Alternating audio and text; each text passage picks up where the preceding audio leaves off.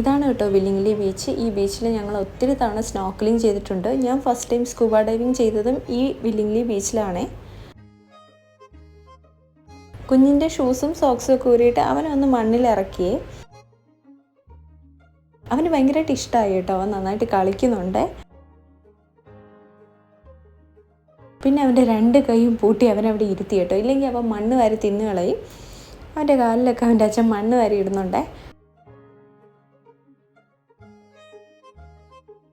അതിനുശേഷം കുഞ്ഞിനെ ഒന്ന് കാല് നനയിപ്പിച്ചു കേട്ടോ, കുറച്ച് നേരം കടലിൽ നിർത്തി.